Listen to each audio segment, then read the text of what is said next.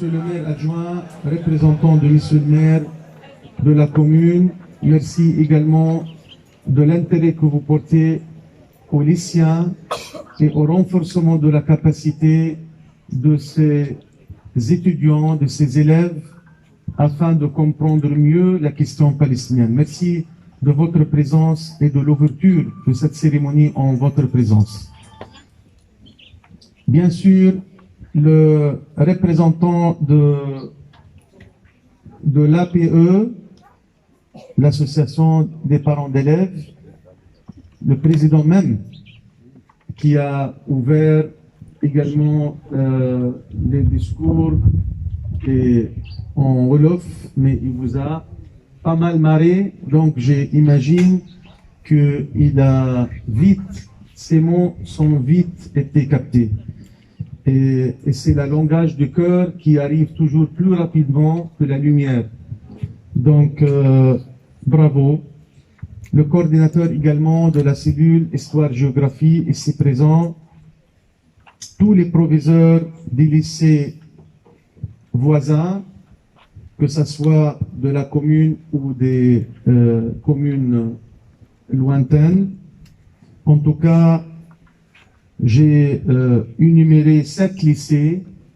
Je suis très émerveillé de pouvoir faire ce face-à-face pour parler d'un sujet qui m'est cher, d'un sujet qui me préoccupe personnellement, à titre professionnel également, mais surtout cette diplomatie pédagogique que je menais, en tout cas grâce à cet homme qui m'accompagne depuis quelques temps, quelques années même, professeur Mamadou Gaye, fils de l'arrondissement.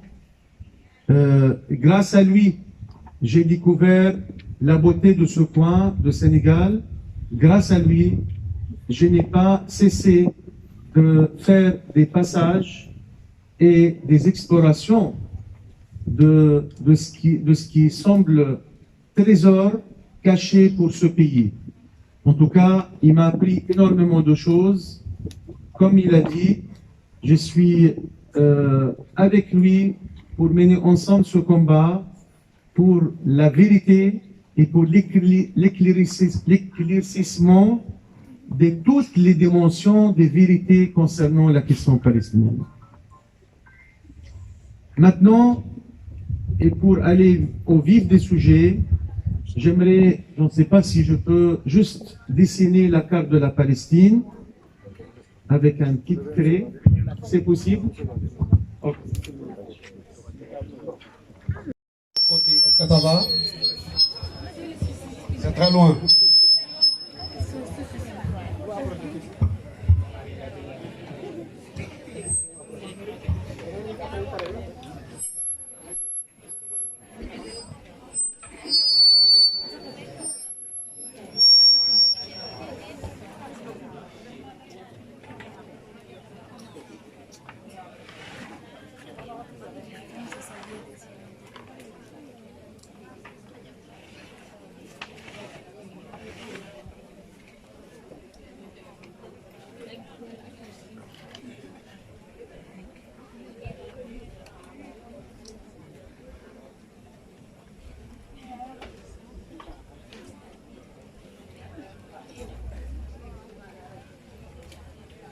Je m'arrête là.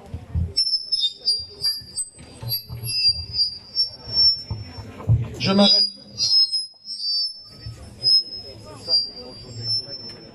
Voilà, merci.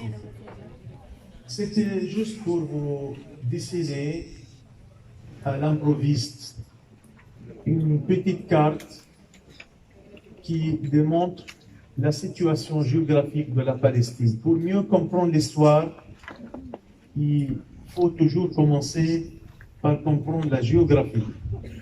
Donc, la Palestine, c'est tout ce qui est à l'intérieur de ces lignes contenues. Ici, c'est le lac de Tibériade.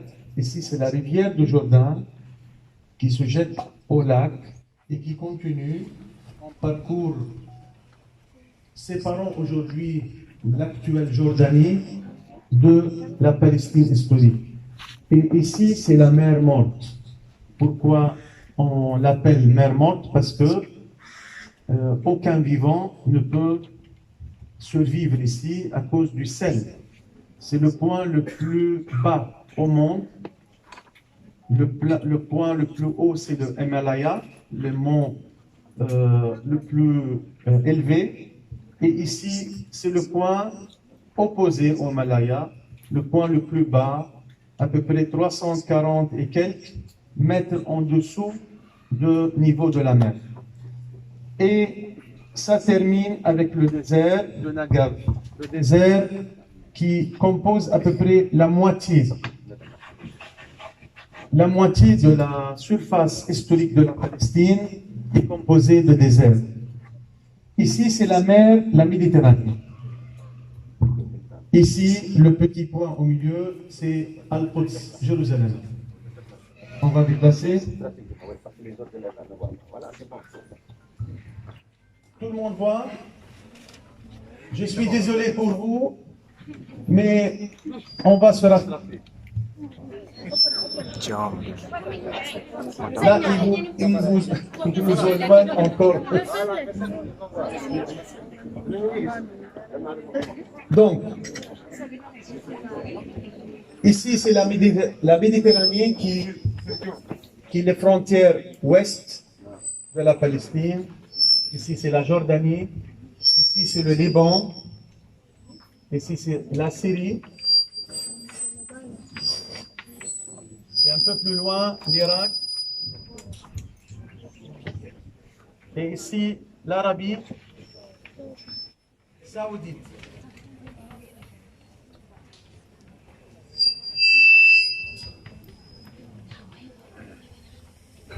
Mal écrit, mais... Et là, c'est le Sinaï. Le Sinaï d'Égypte. Le Sinaï d'Égypte. Donc la Palestine est située sur un carrefour entre trois continents. Comme vous voyez, c'est l'Égypte au sud et au sud-ouest, le Grand Sinaï, la péninsule de Sinaï d'Égypte. Après, il y a la mer Rouge ici. Ici, c'est l'Asie, à commencer par la Jordanie. En haut, vers le nord, la Syrie et le Liban. Plus loin, c'est la Turquie et le continent européen. L'Afrique, l'Asie, l'Europe. J'ai fait exprès pour que vous ayez à l'esprit le choix de tous les conflits qui se succèdent sur ce coin du monde. À partir d'un moment, on va tout expliquer en date. Mais c'est important de connaître déjà que la Palestine est considérée par certains archéologues et historiens, dont Cheikh Anta Diop, comme faisant partie de cette civilisation noire. En tout cas, en partie de ces territoires, nous avons trouvé dans les fouilles archéologiques beaucoup de cimetières et des ruines et des traces qui remontent aux civilisations de Nouba, une civilisation de delta d'Égypte, à l'époque pharaonite. Donc, la limite avec l'Afrique, on ne sait pas trop. Est-ce que la Palestine est dans l'Afrique ou à l'est de l'Afrique? En tout cas, s'il est à l'extérieur de l'Afrique, elle est à l'anche de l'Afrique. Il est collé à l'Afrique. Et en même temps, il est très bien situé pour la route, ce qu'on appelle la route de la soie, qui mène les anciens colonisateurs vers leurs colonies en Inde et en Chine. L'Inde, en Chine, c'est encore plus loin. Mais ça, c'est une route qui était très bien fréquentée par les grands caravanes commerciales et commerçantes de l'époque. En haut, la Turquie, la Grèce, le Chypre. Donc tout ça, c'est les rives nord de la Méditerranée, l'Europe d'aujourd'hui. Voyez pourquoi on a dessiné et pourquoi la Palestine est convoitée depuis. Là, je peux avancer parce que c'était juste un petit passage. On parle des millénaires. Par exemple, Jéricho, comme une ville palestinienne aujourd'hui, le rempart de Jéricho est classé parmi les remparts les plus vieux du monde, de l'humanité. Un rempart, ça veut dire les résultats directs d'une présence humaine et civilisationnelle. Ce rempart de Jéricho est classé par l'UNESCO, l'Organisation des Nations Unies qui s'occupe de la science, de l'éducation, de la culture, a classé le rempart d'historique et l'a cerné en 12 000 ans. 12 000 ans d'avant Jésus. Donc, vous voyez, si on veut vraiment remonter à l'histoire ancienne de la Palestine, Jéricho seul et son rempart sont indicateurs pour vous donner que ce pays était peuplé très anciennement, très longuement, dans l'histoire ancienne. Qui sont donc qui ont habité la Palestine les premiers? On les appelle, vous connaissez, certains ici connaissent, la première civilisation de la Palestine. Vous avez entendu des Cananéens? Oui. Voilà. Les Cananéens sont des tribus arabes en provenance du Yémen après l'effondrement d'un barrage qui s'appelle Ma'rib. L'effondrement a fait que les habitants là ont choisi de partir vers le nord, fuyant les inondations et cherchant d'autres endroits appropriés pour eux et pour leur bétail. Donc, ils sont partis, ils ont squatté cette zone en premier habitant et la première civilisation reconnue dans les livres de l'histoire. Les Cananéens sont les premiers habitants de la Palestine. On parle de, au minimum, 5000 ans avant Jésus. 5 à 6000. D'accord. Bien sûr, il y a eu des grands passagers, ce qu'on appelle les envahisseurs. Entre-temps, la Palestine était, comme on a expliqué, convoitée par les peuples de la sous-région, en venant du nord ou de l'ouest, ou même de la mer, côté mer. La mer, et en particulier les peuples de Crète. Les Philistins, c'est parmi ces tribus qui sont partis en Palestine et ils se sont intégrés au pays, à la civilisation qui régnait jusqu'à ici, c'est la civilisation cananéenne. Et donc, ils se sont mélangés, ils étaient connus par les guerriers. Ils étaient des guerriers acharnés. Et ces guerriers ont dominé le pays. Et ils ont redonné le nom de Philistins à la terre de Canaan.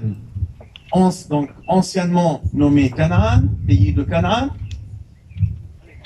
Et par la suite, les héritiers de Canaan sont les Philistins. J'essaie de résumer parce qu'il y a beaucoup de détails. On n'est pas là pour se focaliser sur ces détails-là.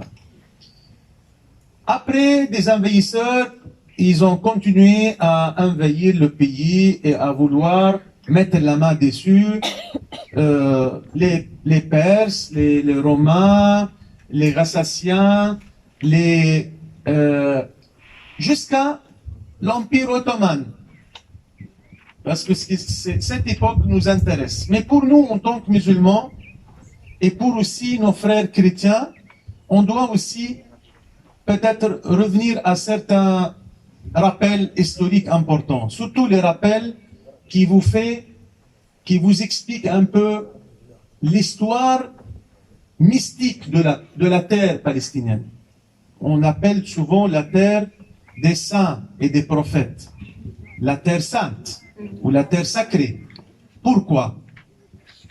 Et d'où viennent ces prophètes? Là, je reviens au tableau.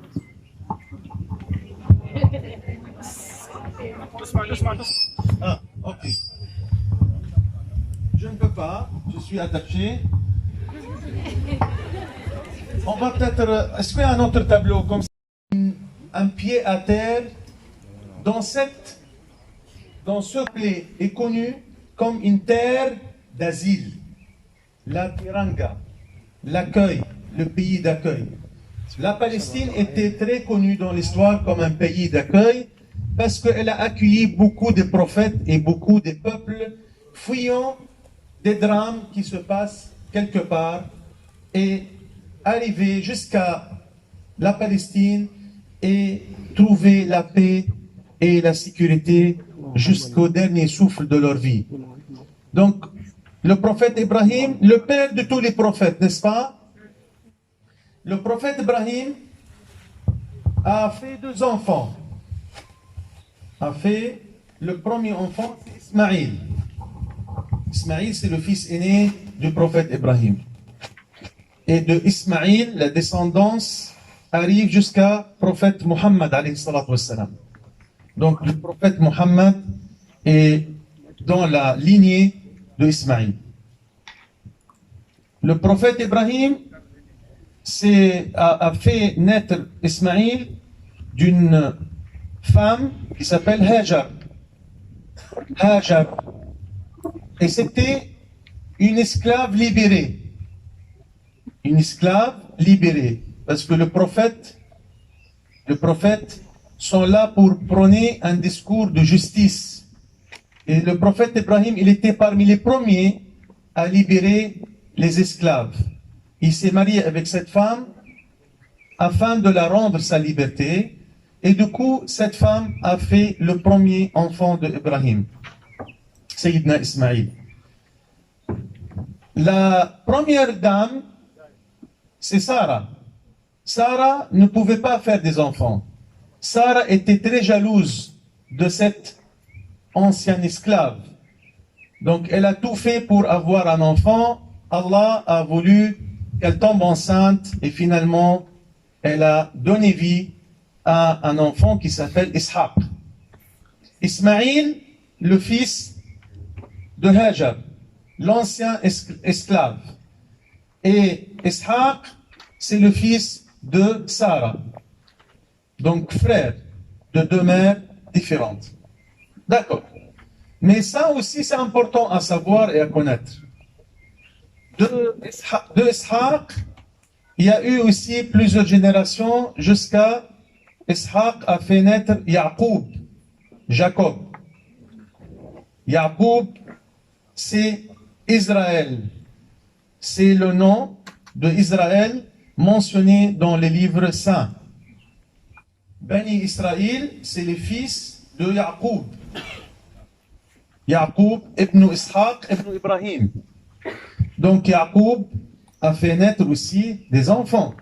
Et dans la lignée de Yaqub, il y a eu Sayyidina Yusuf et plus tard Sayyidina Moïse. Donc c'est pour ça qu'on parle d'Ibrahim comme le père de tous les prophètes. Ibrahim qui a quitté l'Irak pour venir en Palestine, dans ma ville d'aujourd'hui qui porte son nom, Khalil, au sud de Jérusalem, au sud de ce petit point, qui est au centre de la Palestine d'aujourd'hui, a amené avec lui toute la famille et toute l'histoire de 3 religions monothéistes qui commencent à se développer à partir de la Palestine. Où ils sont nés en Palestine, ou ils ont vécu en Palestine, ou ils sont décédés en Palestine. En tout cas, d'où vient cette explication, la terre sainte, la terre des saints, la terre des prophètes, et le pays qui a la plus d'histoire des religions, l'histoire le plus riche en termes de récits bibliques, toratiques et coraniques.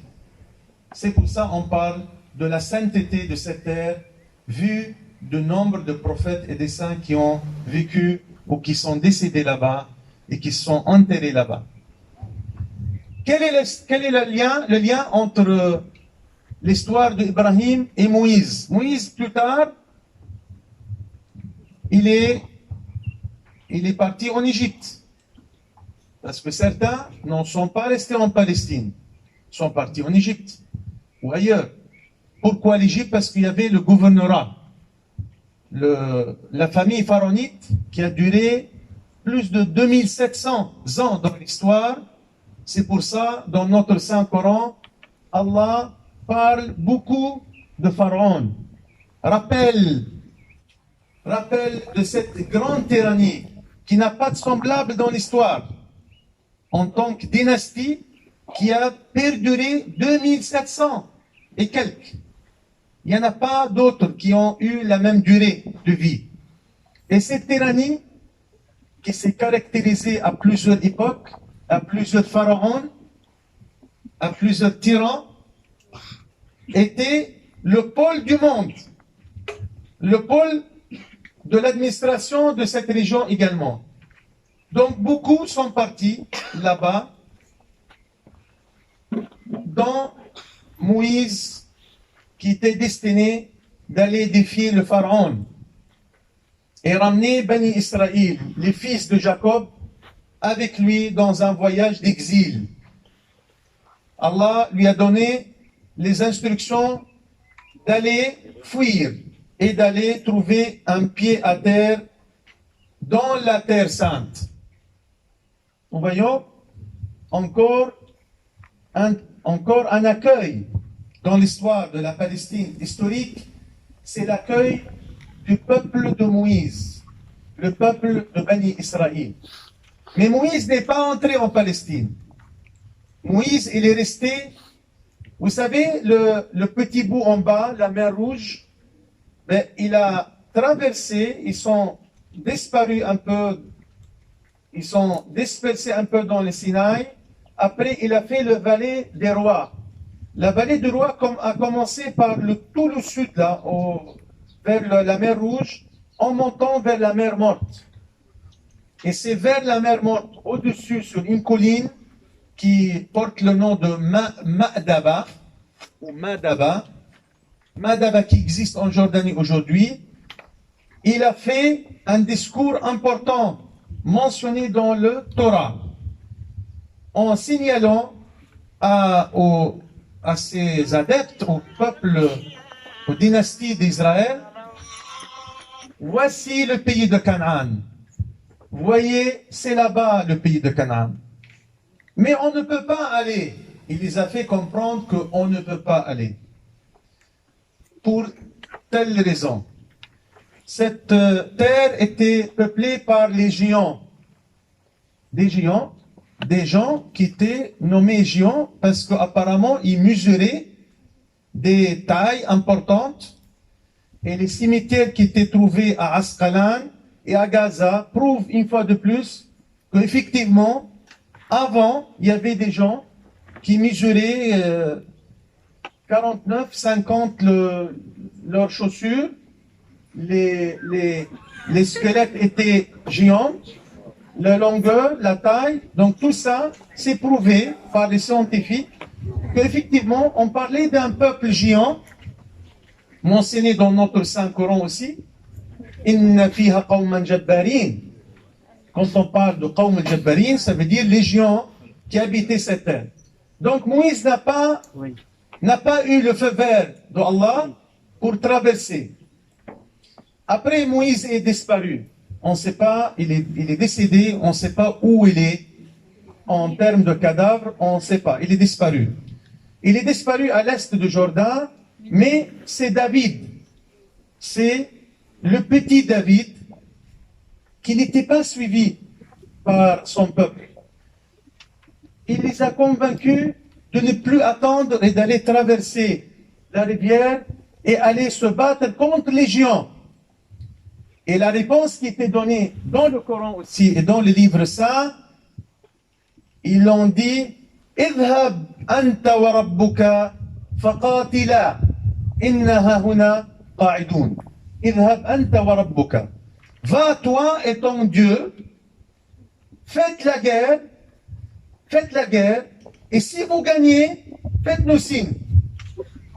Mais nous, on ne bouge pas d'ici. Donc, c'est-à-dire, ils avaient la peur de se rejoindre avec une poignée, David et ses compagnons. Mais David a gagné. Et donc, ils l'ont suivi par la suite.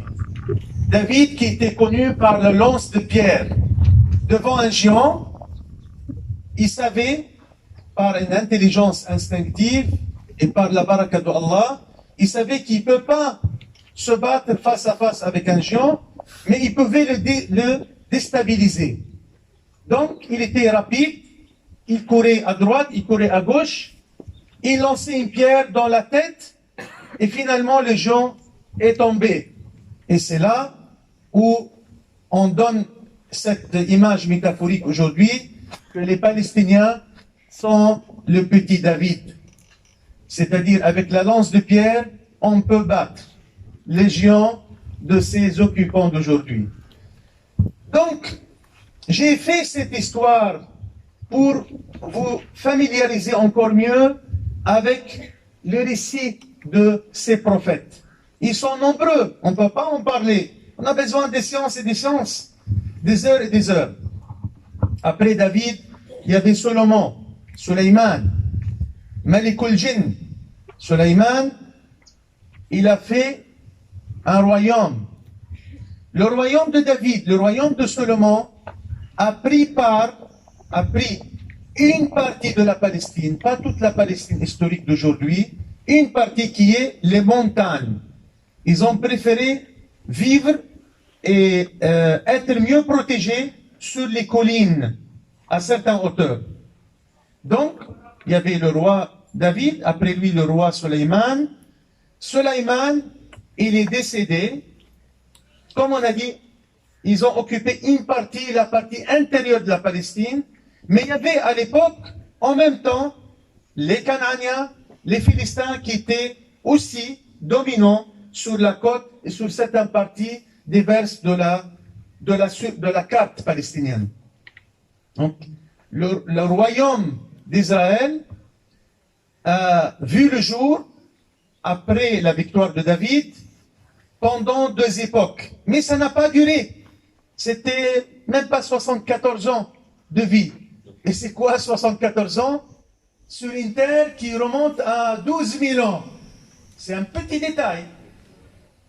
C'est important d'expliquer ça parce que les Israéliens d'aujourd'hui prennent ce détail, le gonflent, l'amplifient pour dire « mais nous avons un droit historique en Palestine ». Donc on va en parler quand on arrive à cette époque. Enfin, le roi Sulayman, le prophète Sulayman, est décédé sur son béton. Aucun djinn, aucun animal n'osait s'approcher de lui. C'est que quand le béton est tombé, ils se sont révoltés. Après Sulayman, le royaume d'Israël est entré dans une guerre civile.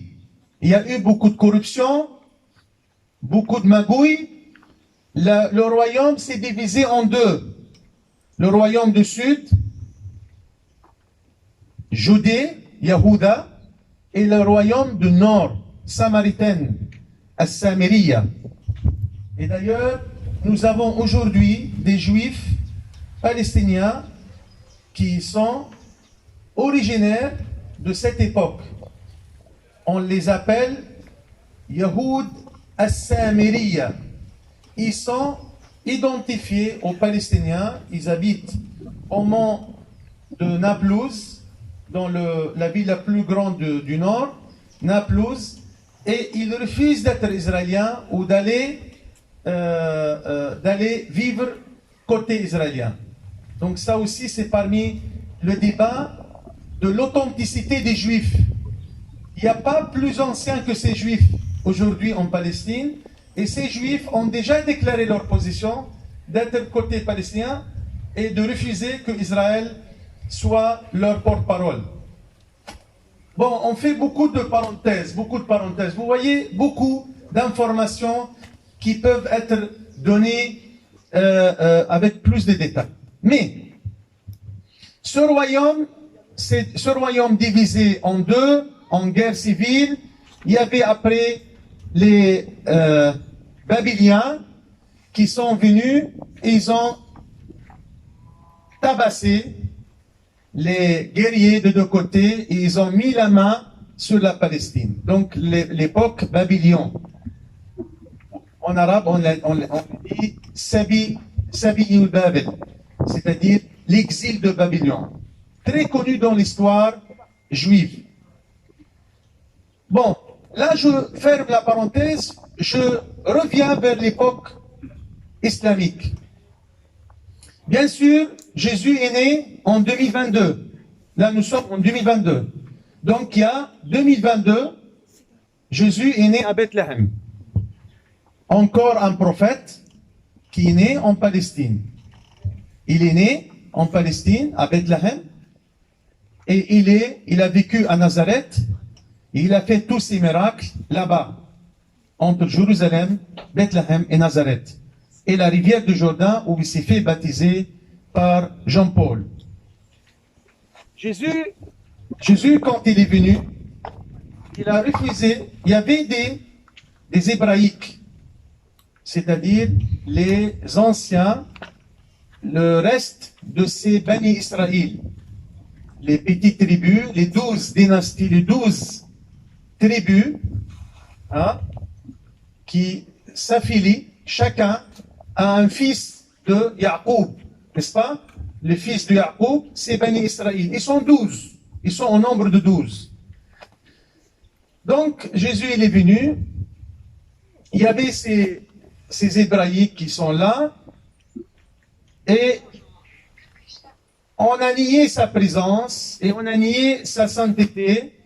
Et ils ont demandé au gouverneur romain, Platos, de le crucifier. Donc, dans les récits bibliques, on dit que Jésus était acheminé sur une croix dans un chemin qui s'appelle le chemin de douleur à Jérusalem pour être crucifié là-bas. Nous, les musulmans, on sait que ce n'est pas lui, c'est quelqu'un, Allah a voulu remplacer par quelqu'un d'autre. En tout cas, Platos, le gouverneur de Jérusalem, le Romain, il s'est lavé les mains. Il dit, amène-moi un seau d'eau, versez-moi sur mes mains. Il commence à parler au rabbin devant lui. Il a dit, je me lave les mains du sang de Jésus. Parce qu'on sait que c'est innocent. Mais il les a suivis sous pression. Bref, ça c'est important de savoir parce qu'il y a une guerre théologique entre les chrétiens qui, pour eux, Jésus est venu pour compléter l'Ancien Testament avec un Nouveau Testament et que Jésus, il est venu sur la même trace de son frère, le prophète Moïse. Mais les Juifs de l'époque ont refusé. Ils ont dit, non, Jésus n'est jamais venu. Jésus, le Messie que nous attendons, il n'est toujours pas là. Il est toujours pas là. Et tout ça, c'est important dans la compréhension de l'histoire et des enjeux géopolitiques en Palestine. Rien n'est hasardeux. Tout ce qu'on raconte aujourd'hui, ça va vous expliquer ce qui se passe aujourd'hui en termes de conflit. Donc les chrétiens, les chrétiens, après l'Empire romain, s'est converti au christianisme à l'époque de Helena. Et les Juifs se sont vus une minorité. Petit à petit, ces Juifs, après l'exil de Babylone, ont trouvé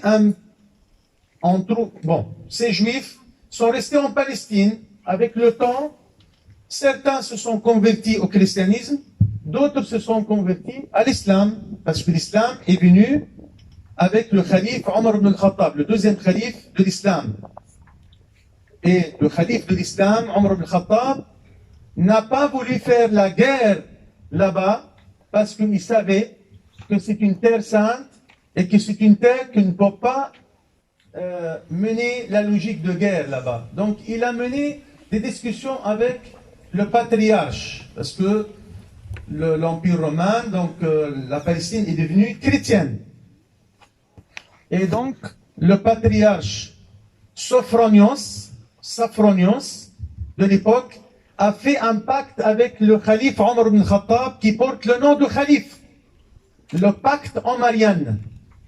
Et dans ce pacte, il a livré Jérusalem sans guerre contre la liberté assurée par les musulmans, la liberté du culte donnée au peuple d'Ilia. Ilia, c'est un des noms qui était donné à Jérusalem. Ilia. L'islam a respecté parfaitement la liberté du culte des chrétiens. Et depuis, le grand église de Saint-Sépulcre, c'est-à-dire le premier lieu de pèlerinage pour les chrétiens du monde, est préservé par les musulmans palestiniens. Deux familles palestiniennes musulmanes qui détiennent toujours les clés de cette église. Et à chaque événement joyeux ou malheureux, ce sont ces Palestiniens de génération en génération qui ouvrent l'église pour dire aux chrétiens du monde, les chrétiens sont nos frères, ils habitent avec nous, et si quelque chose les touche en mal, ça nous touche au premier, et nous sommes là pour les protéger, quoi qu'il arrive et quoi que ça coûte. Tout ça, c'est dans l'esprit du pacte omarien. Et c'est très important, parce que c'est ça qui fait le vivre ensemble en Palestine, sans faille et sans faute. Et on n'a pas besoin des Occidentaux qui viennent beaucoup plus tard pour parler de vivre ensemble et dialogue chrétiano-islamique. Nous l'avons concrétisé dans notre quotidien. Bref, l'islam a conquis la Palestine. La Palestine est devenue petit à petit, au fil de temps, musulmane. Et l'Empire ottoman, à son époque, a mis la Palestine sous la tutelle, comme tous les territoires arabes et arabisés faisant partie de cet empire ottoman. Jusqu'à début de siècle dernier, vous savez, la Turquie s'est engagée à côté de l'Allemagne, là je vais faire vite, à côté de l'Allemagne et de l'Italie, dans un axe contre les pays, la Grande-Bretagne, la France et d'autres, dans une guerre mondiale, la première guerre mondiale de 1914 à 1918. Il s'est passé quelque chose avant, c'est très important. C'est cette période que pour moi, c'est le plus indicatif. Vous savez, les Juifs palestiniens, les Juifs autochtones, se sont intégrés à la Palestine, au tissu socioculturel palestinien. Ils sont restés pour peu juifs, pour une grande partie musulmans ou chrétiens. Il n'y a pas eu des juifs autres. Quelques siècles après de cet exil de Babylone, de cet exode, au nord-est de la Turquie d'aujourd'hui, il y a un endroit qui s'appelle Ashkenaz. On a vu créer un royaume dans le 9e siècle qui s'est converti au judaïsme. Mais ce n'est pas le judaïsme de Bani Israël, ce n'est pas le judaïsme de 12 tribus. Ils ne sont pas ethnologiquement ou anthropologiquement liés du tout. C'est un peuple nouveau qui a choisi, par le choix du chef, qu'on va se convertir au judaïsme. D'ailleurs, je vous recommande un livre qui s'intitule Le 13e tribu. Ce n'est pas le 12, ce n'est pas parmi les 12, mais c'est le 13e tribu. Un peuple nouveau, un peuple occidental, un peuple européen, blanc, yeux bleus, parce que les Juifs de Moïse, de Jacob, ils étaient plutôt bruns. Ils étaient plutôt beaucoup plus proches que les Arabes, que les Européens. Parce que être arabe, ça appartient à une race. Être africain, c'est une race. Mais être juif, ce n'est pas une race, c'est une religion. Tu peux être musulman africain, tu peux être musulman chinois. Musulman ou chrétien ou juif, c'est une religion. Ça n'a rien à voir avec les races. Mais ces Ashkénazes, au bout de quelque temps, le royaume s'est effondré, ils étaient partis, ils ont fui la persécution pour aller vers l'est de l'Europe. La Russie, la Bulgarie, l'Hongrie, la Roumanie d'aujourd'hui. Donc ces nouveaux juifs de 13e tribu, de 9e siècle, se sont squattés vers l'est de l'Europe, mais ils commencent à s'enfermer entre eux. Pourquoi on s'enferme dans des ghettos? Est-ce que les chrétiens voulaient isoler les juifs dans des ghettos parce qu'il y a une guerre théologique, parce que pour eux, les juifs ont crucifié Jésus. Et les juifs et le judaïsme n'ont jamais reconnu l'évangile et le Nouveau Testament.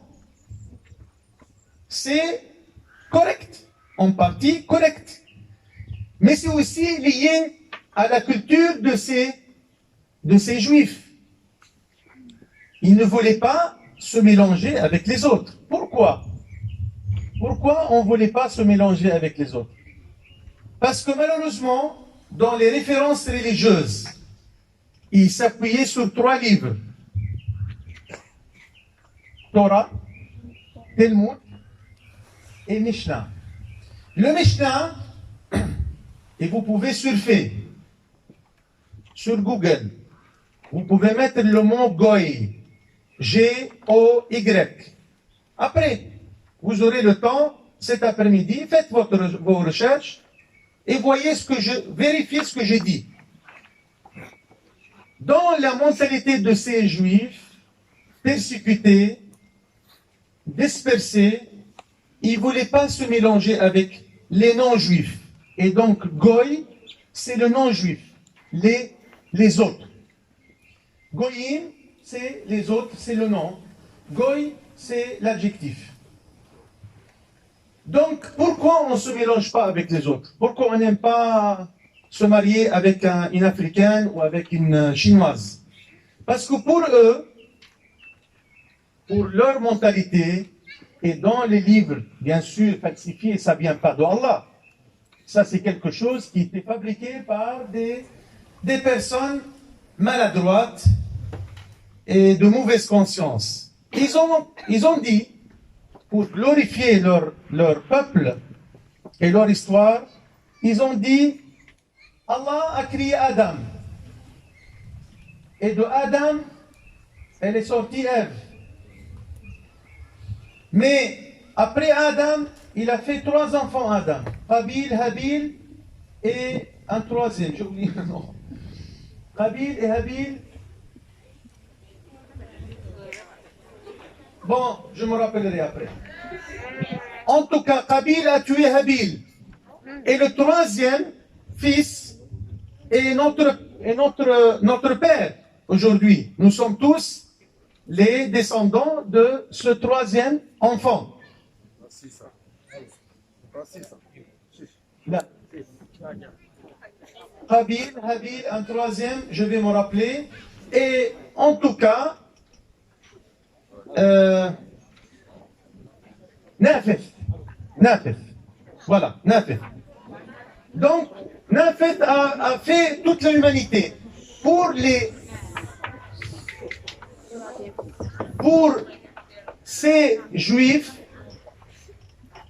de l'Europe de l'Est, est le seul capable à transporter l'esprit adamien, le seul héritier de Nafef, de Adam, de cette lignée de l'humanité, ils ne peuvent qu'être juifs. Ça veut dire quoi? Les non-juifs ne sont pas des êtres humains. Donc c'est qui sont alors? Ben, ils sont des êtres vivants qui se ressemblent à l'homme, mais qui n'a pas l'esprit d'un homme. Ça c'est très important, très délicat comme histoire. Ça veut dire que si tu es en train de marcher et tu as vu un chien et tu l'as frappé comme ça, le chien est mort. Personne ne va te traîner devant la justice.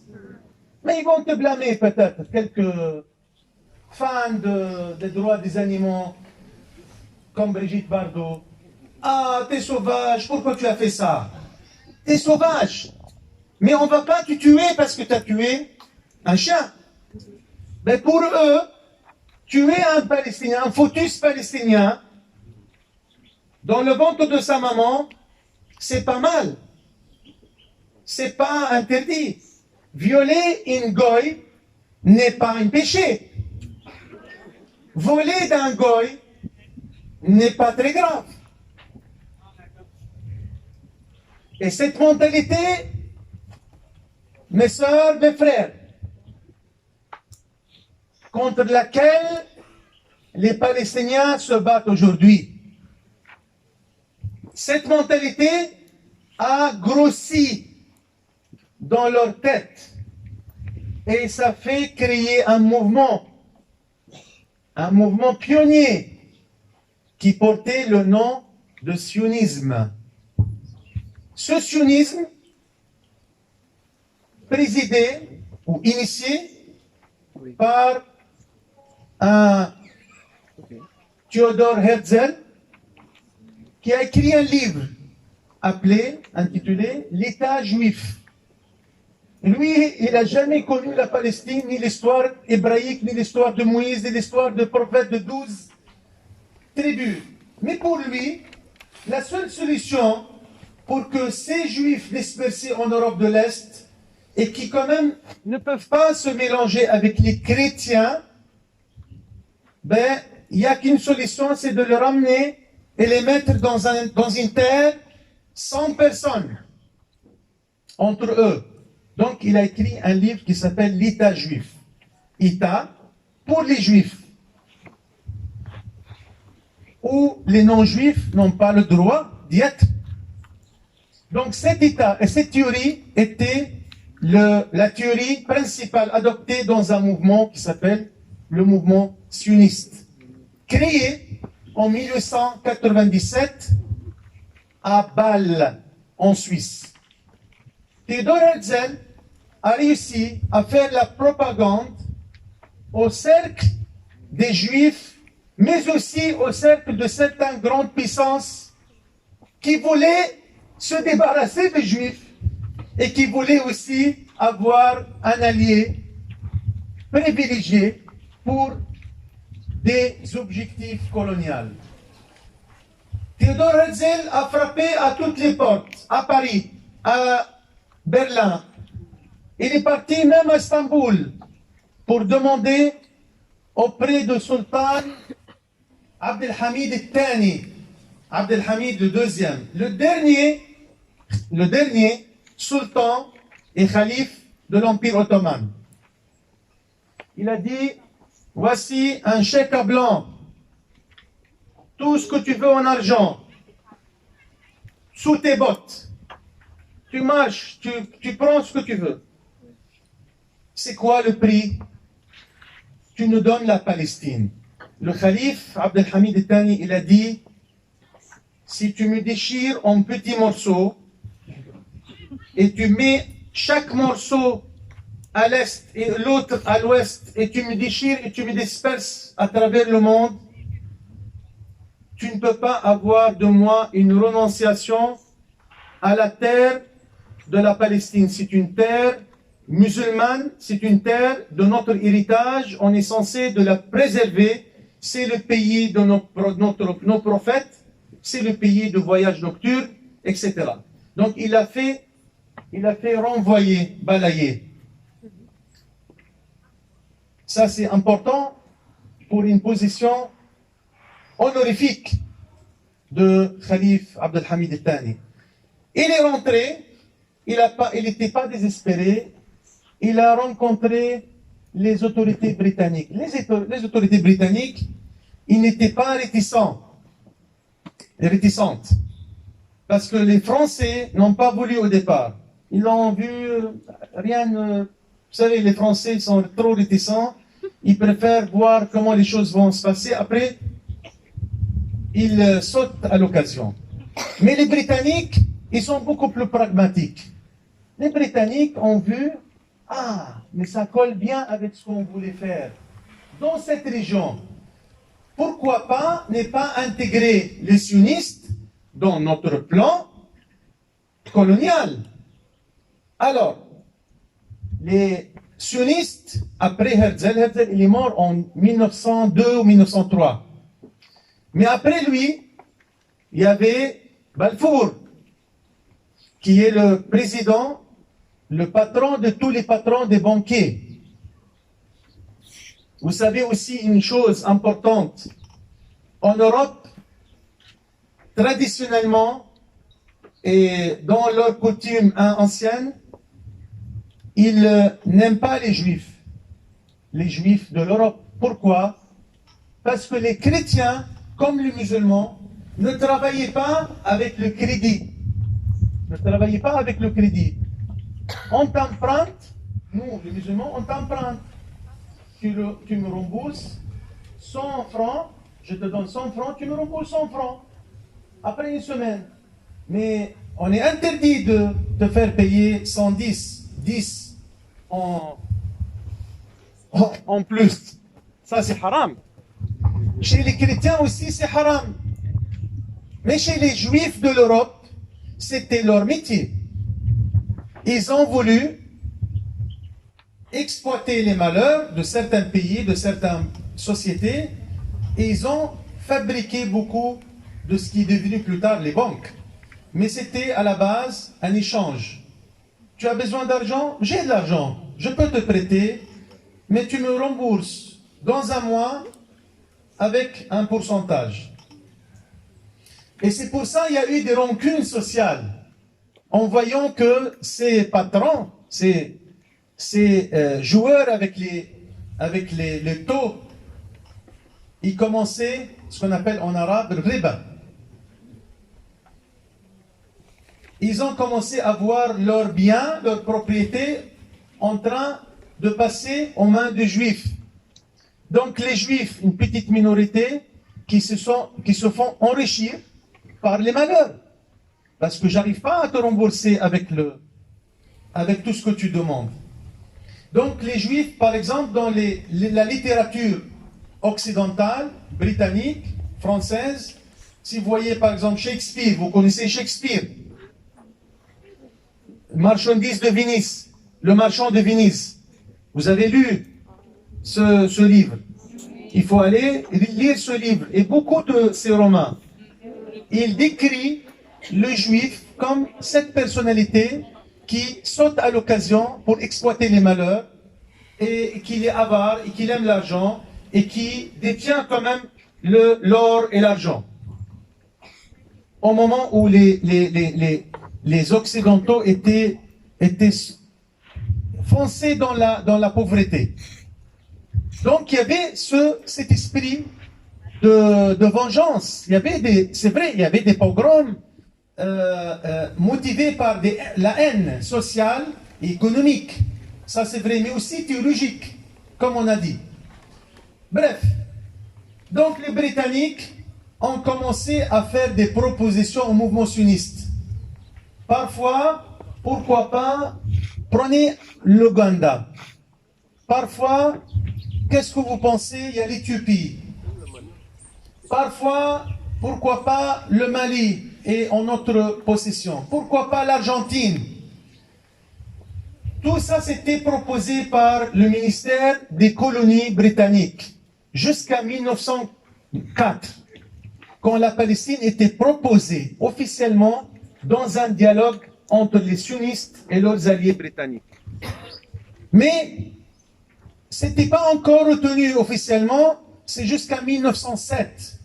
Et là, j'aimerais attirer votre attention au sommet Campbell. Campbell, c'est qui Campbell? C'est le premier ministre de la Grande-Bretagne de l'époque. Il a appelé tous les pays occidentaux, ceux-mêmes qui étaient réunis à Berlin en 1885 pour départager l'Afrique entre eux en zone d'intérêt. Entre-temps, ils se sont battus parce que rien n'est réuni les Européens. Rien. Finalement, les intérêts, il les a fait venir sur un intérêt. Qu'est-ce que vous pensez si on va aller partager le Moyen-Orient ensemble, comme on a fait en Afrique? Ça, c'était en 1907, à Londres. Et Campbell a fait une sacrée proposition qui est notée clairement dans leurs archives. Il a dit, on va aller construire un État à l'est du canal de Suez. On a besoin d'un État étranger soutenu qui peut être un poste de garde pour nos intérêts, nous les Européens, afin de contrôler ce carrefour, le canal de Suez, et au-delà la route de la soie vers l'Inde et la Chine.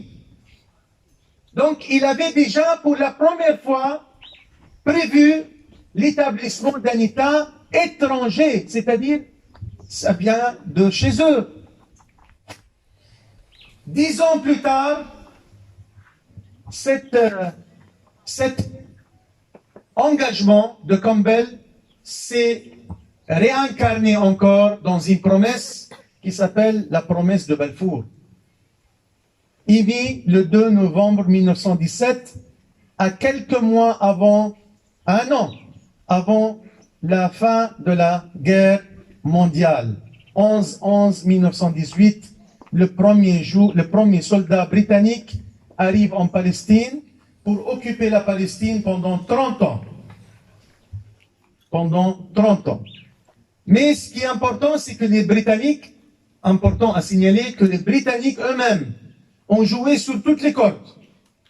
Ils ont joué sur les Arabes, ils ont joué sur les Français, ils ont joué sur les sionistes, en donnant des promesses, secrètement. Je m'entretiens avec le professeur Gay. Je dis, écoute, tu restes avec moi jusqu'à la fin des élections, par exemple, et tu auras un poste d'adjoint, de premier adjoint. Je vais au proviseur Awa. T'inquiète, le premier adjoint, c'est pour toi. Je vais vers l'autre. Ils ont vendu de l'air, des promesses, des mensonges aux Arabes. Pourquoi? Parce qu'ils voulaient susciter la division au sein de l'Empire ottoman. L'Empire ottoman, c'est un vieil homme malade qui souffre de ce pouvoir affaibli, parce que c'était un territoire gigantesque. On commence par dire, vous les Arabes, comment vous acceptez que le Turc vous domine? Vous êtes les descendants du prophète. Donc ils ont trouvé leur maillon faible. C'était le shérif Hussein Ben Ali, l'émir de la Mecque. On dit, mais toi, t'es shérif, t'es hachémite, il faut que tu sois le premier rebelle. Et le shérif Hussein Ben Ali leur a demandé, oui, mais moi, je n'ai pas les moyens. Il n'y a pas de problème, on va te donner tous les moyens nécessaires. Mais une fois que tu chasses les Turcs de la péninsule, de tous les territoires arabes, on va te nommer le roi de tous les Arabes. Il n'y a pas de problème, la révolution arabe s'est déclenchée en 1916 sur cette fausse promesse donnée dans l'échange Hussein McMahon. McMahon, c'est leur émissaire, le gouverneur militaire de la Grande-Bretagne qui était au Caire à l'époque, en 1915. Donc, après la fin de la guerre mondiale, la première guerre mondiale, Chérif Hussein est venu voir ses homologues. Alors, qu'est-ce qu'on fait maintenant? Il est où mon royaume? Quand est-ce que je vais être le roi? Ben, mon shérif, c'est encore tôt. En tout cas, on ne peut pas te donner tout ce qu'on a dit, parce qu'entre-temps, on avait conclu un accord avec les Français. L'accord Sykes-Picot de 1916. Sykes, c'est le Britannique, l'émissaire britannique. Picot, c'est le Français. Ils ont mené aussi des accords entre les deux grandes puissances afin de partager les résultats de cette guerre. Comment on va délimiter les zones? Comme ça, on ne se bat pas entre nous. Tu auras la Gambie, j'aurai le Sénégal. Tu auras la Syrie, j'aurai l'Irak. C'était dessiné comme j'ai dessiné la carte de la Palestine, avec leur craie comme ça. Ça y est, ça, c'est bon pour moi. Ça, donne-moi encore un peu. C'était exactement comme un départ des gâteaux. Et entre-temps, le shérif Hussein Ben Ali, il est en train de faire le rêve, mais ce qui s'est passé dans les coulisses, c'était autre chose. Et encore, avec le deal qui s'est passé entre les Britanniques et le mouvement sioniste, en particulier avec Lord Rothschild. Rothschild, c'est la grande famille des patrons des banques de Grande-Bretagne. La Grande-Bretagne avait besoin de l'argent. On veut s'emprunter pour pouvoir finir la guerre. Mais on a besoin de sous. Le nerf de la guerre, c'est l'argent. On s'adresse à Rothschild. Il a dit oui, je vous donne, je vous sauve. Mais vous avez promis en 1907, maintenant il faut quelque chose d'écrit, d'engagé écrit au nom de Sa Majesté. Et c'était la promesse Balfour, par laquelle la Grande-Bretagne s'engage à mettre en place en Palestine un foyer national juif, pendant que les Juifs n'étaient pas en Palestine, et pendant que les quelques Juifs autochtones ne dépassaient pas 30 000 sur 1 650 000 le nombre d'habitants des Palestiniens. À 90% Palestiniens musulmans, à 9% chrétiens et 1% les Juifs autochtones dont on a parlé, ils ne dépassaient pas ça. Donc maintenant, on est face à un nouvel empire qui vient de s'installer militairement après la fin de la Première Guerre mondiale, et ils ont mis toutes les mesures nécessaires afin de confisquer les terrains auprès des paysans palestiniens, les faire passer aux nouveaux colons, les Juifs de l'Europe de l'Est, qui commencent à prendre les bateaux petit à petit. Et bien sûr, cette immigration illégale a vu une accélération folle avec l'arrivée de Rudolf Hitler, arrivé, élu en 1933 en tête de l'Allemagne. Imaginez quelque chose de très important. Les autorités sionistes de l'Allemagne ont conclu un accord avec les autorités d'Hitler, les nazis, qui ne veulent pas de juifs, qui veulent se débarrasser d'eux depuis longtemps, comme beaucoup des Européens. Mais on a fait le deal suivant. Le plus grand banque de l'Allemagne était prêt de mettre le paquet, l'argent nécessaire, mais sortez les Juifs, comme ça, deux coups d'une pierre. Tu veux te débarrasser des Juifs, on va t'aider, et tu auras gagné encore une somme d'argent.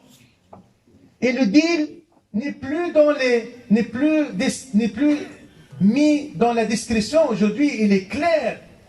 Même Lavrov, le ministre des Affaires étrangères, avait fait un passage important sur l'origine d'Hitler. Vous l'avez vu, vous l'avez suivi. Donc, parler d'Hitler comme quoi il est le prétexte et l'Holocauste, la baguette magique, bon, on est obligé de donner aux Juifs un État pour les protéger, ce n'était pas qu'un faux prétexte. Parce que les Juifs dans le monde arabo-musulman étaient très bien protégés.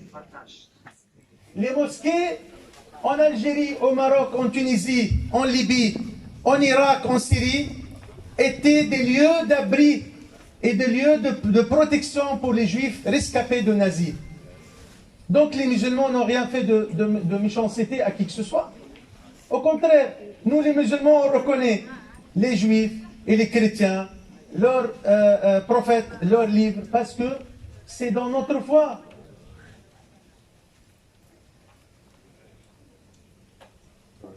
آمن الرسول بما أنزل إليه من ربه والمؤمنون كل آمن بالله وملائكته وكتبه ورسله لا نفرق بين أحد من رسله. Donc voyez, maintenant, entre-temps, les Palestiniens, naïfs comme ils sont, ils ont cru, certains, comme les Arabes ont cru d'abord, que peut-être la puissance mandataire va nous accompagner vers l'indépendance, parce que c'était le mandat agréé en 1922 par la Ligue des Nations, qui donnait à cette puissance d'occupation britannique le marge d'aider le peuple autochtone de la Palestine. C'était dans le mandat d'accompagner le peuple de la Palestine selon les textes de mandat vers l'indépendance. Donc leur objectif, c'était de nous accompagner vers l'indépendance. D'accord. Entre-temps, il y a eu un gouvernement qui regroupe des notables palestiniens et qui voulait commencer à prendre la passation, à faire la passation. Les Britanniques, bien sûr, étaient tellement hypocrites, ils ont pensé autrement. Les Britanniques, entre-temps, ils encouragent la confiscation des terres et l'immigration juive en Palestine, selon les promesses de Balfour. Et la Deuxième Guerre mondiale arrive à cette échéance. Entre-temps, les Palestiniens commencent à en avoir marre, à en avoir le ras-le-bol, commencer à se révolter. Attendez, vous avez promis, vous avez dit, vous n'avez rien fait. Nous, on veut prendre le destin de notre pays avec notre main. Des rébellions palestiniennes commencent depuis 1921, 1923, 1927, 1929, 33 et 36, c'était la plus grande révolte menée par le Hajj Izz-Din Qassam, une figure emblématique de l'histoire palestinienne, de la résistance palestinienne. Ça a été soldé par des pressions arabes, menées par quelques pays arabes fantoches, qui n'étaient pas libres de tout, et qui travaillaient pour les Anglais. Donc des agents qui portent la parole des Britanniques, mais en langue arabe. Ils venaient au chef de la rébellion, écoutez, ne faites pas plus que ça, maintenant calmez-vous, on va pouvoir arracher quelque chose. Il y a une concession importante, historique. Qu'est-ce que vous voulez? Ben, on veut un État libre, indépendant. Il n'y a pas de problème. On vous le fait. Et finalement, une commission Peel, présidée par un émissaire Peel, britannique, s'est dépêchée en terre palestinienne et a conclu d'un livre qui s'appelle le livre blanc. Ce livre blanc englobe une proposition de faire établir l'État de Palestine en 1939, quelques semaines avant la Deuxième Guerre mondiale, sur 97% de la surface de la Palestine. 97% État palestinien libre et indépendant. Contre 3% qui fait l'enclave de Jérusalem, Bethléem, avec un couloir ou corridor maritime vers Haïfa, parce que Haïfa c'était une ville stratégique pour les Anglais. Ils ne pouvaient pas le renoncer. C'est le troisième trottoir maritime le plus ancien au monde. Et c'est là-bas le chemin de fer vers Hijaz. Bien sûr, les Britanniques étaient menteurs encore une fois. On nous a vendu de l'air. Les Palestiniens ont cru naïvement. Qu'est-ce qu'on fait? Ben, on doit croire. Peut-être ils vont faire quelque chose cette fois-ci.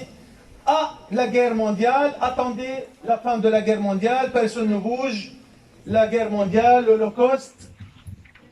Le 8 mai 1945, la guerre est terminée. Les victorieux nouveaux, c'est l'Union soviétique et les États-Unis d'Amérique qui a utilisé pour la première fois et pour la seule fois jusqu'à la vie aujourd'hui 2 bombes nucléaires contre Hiroshima et Nagasaki au Japon pour pouvoir terminer les confrontations avec les Japonais après Pearl Harbor, l'opération kamikaze des Japonais. Tout à fait démesurée et brutale, mais qui a fait des États-Unis d'Amérique la première puissance mondiale devant l'Angleterre et la France. Les premières puissances mondiales il y a quelque temps. La France s'est vue reculer, la Grande-Bretagne à profit de l'Union soviétique et les États-Unis d'Amérique. Mais les Américains et les Soviétiques de l'époque n'étaient pas gênés de trouver une solution pour les pauvres Juifs après l'Holocauste, l'extermination de Hitler, etc. Bien sûr, bon, on va continuer dans le même schéma des Grande-Bretagne. Vous, Britanniques, continuez, trouvez-nous une solution rapidement, comme ça on s'en débarrasse de cette histoire. Bien sûr, mes amis, bien sûr, parmi les mensonges qui étaient véhiculés pour séduire les Juifs de l'Europe de venir jusqu'en Palestine, il y avait une phrase mensongère mais très importante. Ils ont dit parce que c'est grâce à cette propagande, ils ont réussi à ramener des Juifs qui sont aussi victimes, qui n'ont rien à voir avec tous les problèmes. Ils ne s'attendaient pas à ce qu'il y ait des problèmes.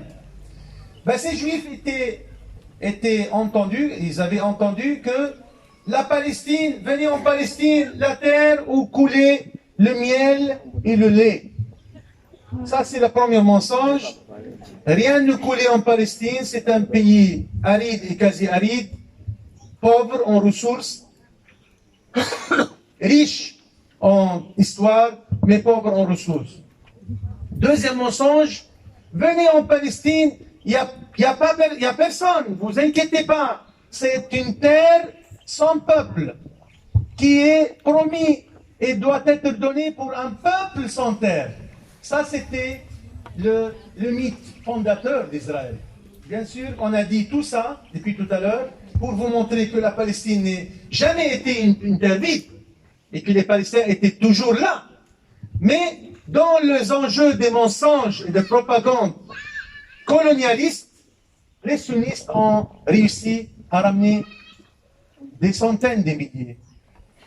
30 ans après, vers 1947, les Anglais ont voulu se débarrasser de ce fardeau. Ils ont foutu un peu le feu partout. Et maintenant, ils voulaient faire semblant que c'est le sage qui va se retirer de l'enjeu. Ce n'est pas ma faute. Maintenant, c'est à vous de voir entre vous. En se retirant du terrain, ils ont voulu faire une proposition de partage.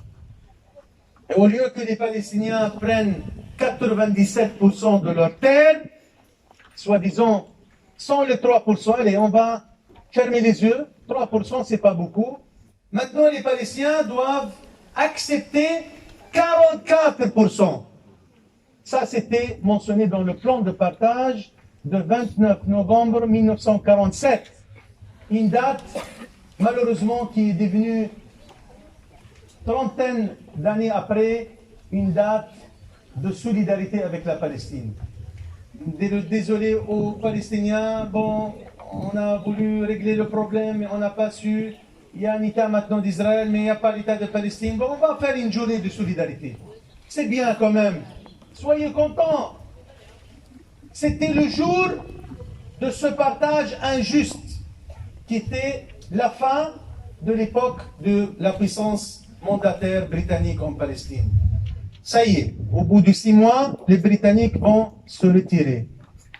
Et ils ont commencé à remettre les casernes, les blindés, les armes massives, les armes lourdes aux bombes sionistes qui étaient déjà bien formées et numériquement plus importants que les Palestiniens qui étaient très désorganisés.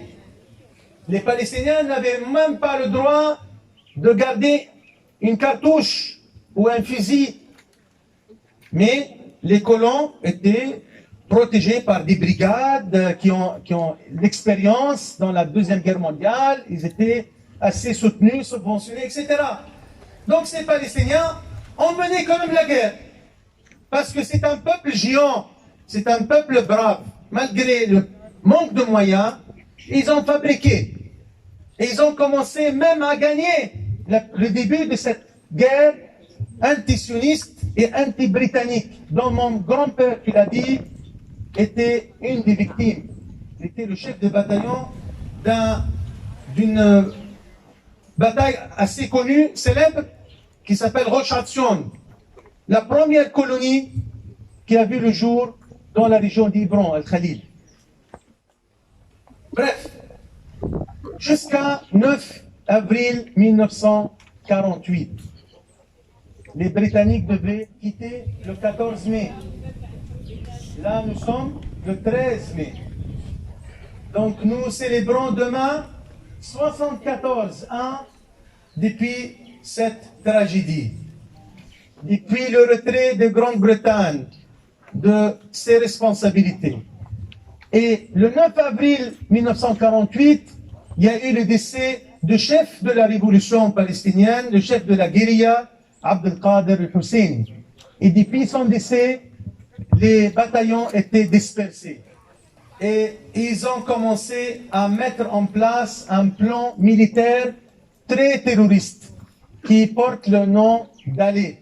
D'Alé en hébreu, Dal en arabe, D en français. C'était le plan qui devait être traduit en incendiant toutes les villes et toutes les communes palestiniennes, en donnant feu vert à l'Argonne et à Stern et à Lagana de mettre le feu partout, de commettre des massacres.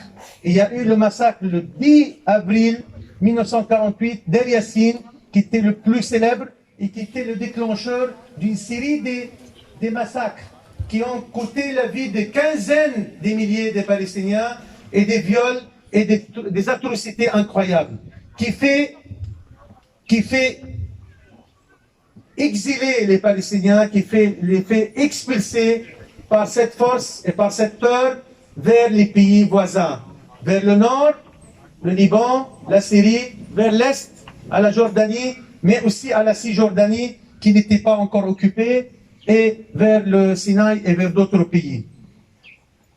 Le solde de cette guerre, la première guerre israélo-arabe, de cette complicité et ce complot britannique, c'était la disparition de la Palestine de la carte géopolitique. La Palestine n'est plus là. Du jour au lendemain, il n'existe plus. La Palestine, qui était promue d'être établie souverainement sur 97%, il est nulle part. Il n'y a que les Palestiniens transformés en bandes de réfugiés vers les pays voisins, à 150 km dans l'altitude limitrophe de la Palestine. Mais la Palestine, qu'est-ce qu'il en reste?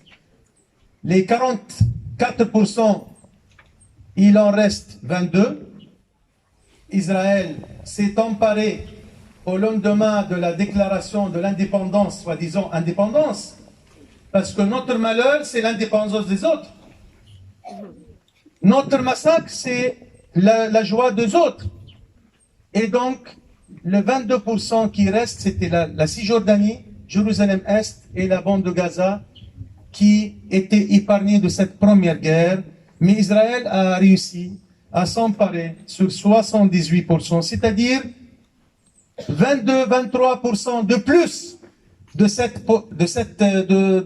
de la portion qui lui a été attribuée par le plan de partage, qui est déjà injuste.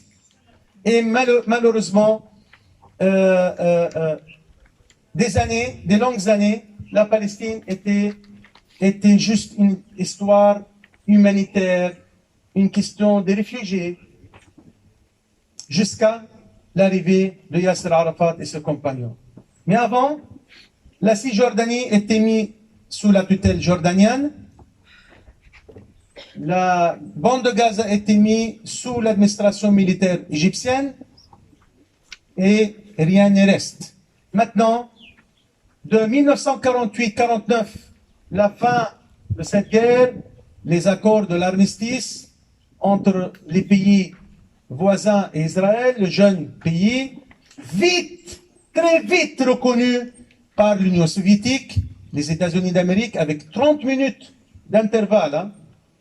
Le jour même, toutes ces grandes puissances ont reconnu Israël comme quoi c'est une bonne nouvelle pour l'humanité, et personne ne parle de la disparition du peuple autochtone de la Palestine. De 49 à 65, les Palestiniens se sont renés dans une génération des réfugiés, dans les camps des réfugiés un peu partout en Palestine et à l'extérieur, grâce à la génie de Yasser Arafat et ses compagnons. Le libérateur palestinien, Yasser Arafat, le père fondateur de cette identité nationale palestinienne, qui s'est affirmé avec la résistance tout au long de sa vie. 50 ans de guérilla et de résistance et de guerre de longue haleine contre l'armée la plus sophistiquée, la plus dominante de la région, et le troisième aujourd'hui classé au monde avec ses moyens supérieurs à tous les pays de la sous-région. Israël qui détient aujourd'hui 250 têtes nucléaires, hein, n'a pas le moyen de maîtriser les quelques jeunes, les quelques enfants palestiniens qui sont dans la rue, parce que personne dans l'humanité ne peut mettre un peuple libre et digne de son nom à genoux. Personne.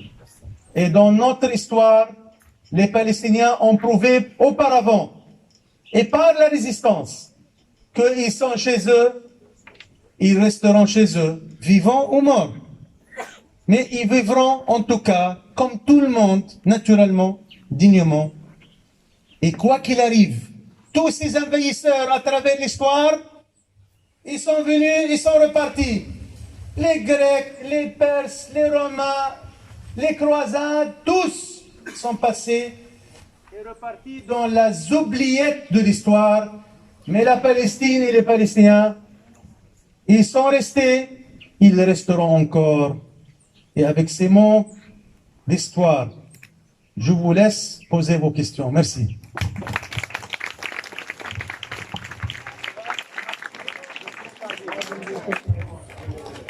Avec l'OLP. L'OLP est dirigé par le président Mahmoud Abbas et le comité exécutif. Donc ça aussi, c'est quand même une petite confusion parce qu'on a voulu assimiler le Hamas à Al-Qaïda ou à des problèmes majeurs. Israël a plusieurs partis dans la coalition gouvernementale qui appellent à un État juif sur toute la Palestine et qui refusent la renonciation à 1 mètre carré pour les Palestiniens. Et pourtant, ils font partie de cette coalition, ils sont libres, ils disent ce qu'ils veulent. Donc, mettre le Hamas comme un prétexte pour dire « Oui, mais Israël voulait négocier à la base, mais c'est les Palestiniens qui qui ont voté pour des extrémistes. Non, le Hamas n'est pas extrémiste et le problème n'est pas au Hamas et le problème n'est pas dans les négociations. Le problème, nous n'avons pas un partenaire avec qui on va négocier. Nous n'avons pas en face de nous quelqu'un qui reconnaît le droit palestinien. Pour la question, je sais que j'ai oublié quelque chose, mais pour ta question, vous savez, j'ai conduit depuis 7 heures à 10 heures et sans café, et maintenant on est fatigué. Mais pour la question, j'ai dit, la Palestine et les Palestiniens attendent du Sénégal et des Sénégalais et des Africains en général qu'ils soient toujours au premier rang. La Palestine n'est pas une affaire limitée aux Arabes. La Palestine et aux Palestiniens, mais aussi aux humains, mais aussi particulièrement à ceux qui croient en Dieu et en prophète Mohammed comme le dernier messager et prophète. Oui, je me suis rappelé de ce que j'ai oublié. Le mur de lamentation, là aussi, il faut rectifier. Le mur de lamentation, c'est le mot hébraïque, juif. Nous, on l'appelle le mur de l'Buraq. Comme la guerre de Kippour, la guerre de Ramadan, il faut toujours être vigilant et attentif au mot. Le mur de l'Buraq, parce que le prophète Mohammed, dans l'histoire du voyage nocturne, il a attaché son cheval céleste là-bas. Et il faut savoir que le tombe de Salomon, qui était éliminé par les archéologues, y compris les archéologues israéliens, n'existe pas là-bas. Donc les Israéliens prennent un mur qui appartient, le mur occidental de notre mosquée, pour dire « Ah, mais ça c'est le mur de temple perdu », qui n'existe pas. Ce n'est pas vrai. Donc il y a tout un débat aussi.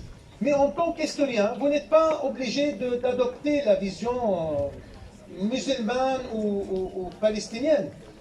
La troisième chose que j'ai aussi voulu clarifier, les Palestiniens réfugiés, ils avaient des droits internationaux, des résolutions qui obligent Israël à les permettre de récupérer leurs biens et de revenir à leur ville et village d'origine. Donc ce n'est pas en faveur d'Israël, c'est juste un manque de respect et une volonté d'entraver le droit international. Tout est dans le droit international, tout est dans les résolutions onusiennes. Les Palestiniens ont leur droit tout à fait manuscrit et préservé à la lettre. Le problème, c'est qu'Israël ne veut pas se retirer de frontières de 4 juin 1967. Elle ne voulait pas revenir aux frontières de 29 novembre 1947, le plan de partage, qui nous donne encore plus en termes de frontières. Israël ne fait que vouloir s'accaparer sur toute la terre et réduire les Palestiniens en esclaves. C'est-à-dire, on vous laisse gérer vos propres communes. Vous ramassez les ordures. Vous faites le problème entre vous. La sécurité, vous réglez les conflits entre deux voisins ou le conflit entre deux familles. On ne veut pas s'en mêler. Mais la terre, sous la terre, nos ressources, c'est à nous. Tout ce qui s'envole, c'est nous qui décidons. Tout ce qui passe aux frontières, c'est nous qui déterminons. Jérusalem est à nous. Les réfugiés, pas de solution. La terre, vous n'aurez jamais de souveraineté sur la terre. Vous avez seulement un pouvoir de gestionner la population. Parce qu'on ne veut pas s'emmerder. Tout simplement. Donc, ce que nous attendons du Sénégal, de l'Afrique, de tous les frères, c'est d'être avec nous dans la défense des droits inaliénables du peuple palestinien. Par tous les moyens. Je sais que le Sénégal n'a pas beaucoup de moyens, mais les Sénégalais ont prouvé par l'histoire, à travers l'histoire, depuis 1975, quand on a créé ce comité, le plus important, le plus ancien, le comité onusien pour les droits inaliénables du peuple palestinien. Elle dirige ce comité depuis 1976 jusqu'au jour d'aujourd'hui. Ça veut dire que les Palestiniens renouvellent la confiance au Sénégal pour son rôle historique en défense des droits inaliénables. On veut qu'il reste toujours dans cette lignée, toujours attaché et fidèle aux droits inaliénables du peuple palestinien. Là, aujourd'hui, le Sénégal porte une casquette de président de l'Union africaine. On veut que le Sénégal n'accepte pas qu'Israël obtient un statut d'observateur à l'Union africaine. Parce que tant qu'elle bafoue la charte des pays africains, la charte fondatrice de l'Union africaine, qui est basée sur le mouvement anticolonial, le mouvement de décolonisation. Israël, c'est la dernière colonie de la planète. Israël, c'est le système d'apartheid s'affirmer. Et ce n'est pas moi qui le dis, c'est Amnesty International, Human Rights Watch, toutes les organisations internationales montrent de doigt clairement que c'est un système d'apartheid qui veulent transformer la terre sans la population, exercer un pouvoir discriminatoire en faveur des juifs contre les non-juifs. C'est ce qu'on a dit tout à l'heure. Le goy, etc. Tout ça, ça ne vient pas de rien et absurde. Non, tout a un sens. Le Sénégal est conforme avec ses valeurs. Le Sénégal doit jouer ce rôle et ne pas se contenter. Ah oui, mais on ne peut pas être plus royaliste que le roi. Ah, mais les Arabes, vous voyez, les Arabes ont vendu la Palestine. Nous, on ne peut pas faire plus. Non, la Palestine, c'est à vous. La Palestine, c'est le premier qibla de l'islam, la première destination vers laquelle on fait les prières, la deuxième mosquée de l'islam après le Kaaba, le troisième lieu saint vers lequel on fait le voyage, on fait le pèlerinage. Le salat fait le Masjid al-Aqsa équivalent à 500 ailleurs. C'est à vous, c'est votre foi, vous faites la prière. Mais c'est là-bas où le prophète Mohammed, dans l'ascension vers les cieux, il a reçu la révélation pour la prière. C'est là-bas il a fait la prière la première fois. Donc vous faites la prière tout à l'heure. Vous ne pouvez pas vous séparer de votre devoir vers la Palestine. Le devoir de secourir un frère qui vous appelle, un frère qui a besoin de vous. La solidarité, c'est un devoir, ce n'est pas un faveur. Vous avez des ancêtres en Palestine, vous avez un quartier africain, vous avez le Hajj Omar Foutital qui est parti là-bas, qui s'est marié là-bas, qui a un descendant. Il y a des Baïnias qui est parti plusieurs fois depuis 1939. Voilà, Mouhidine Samba Diallo, qui est d'origine palestinienne. Bilal ibn Rabah, avec les premiers Africains esclaves libérés avec la lumière de l'islam, ils sont partis là-bas. Bilal ibn Rabah, il est toujours là-bas. Il est toujours, son tombeau est toujours à Asqalan. Donc, vous avez une histoire, votre histoire est là-bas. Ce n'est pas une demande, c'est vous qui devez agir parce que c'est à vous, c'est votre héritage, ça vous appartient. Vous ne pouvez pas fermer les yeux, vous ne pouvez pas tourner le dos parce que le feu qui se passe en Palestine peut vous atteindre un jour. Et attention, ah oui, merci. Soyez solidaires et vive le Sénégal, vive la Palestine, et vive le lycée, et vive le proviseur, et vive toute l'assemblée de corps d'enseignants.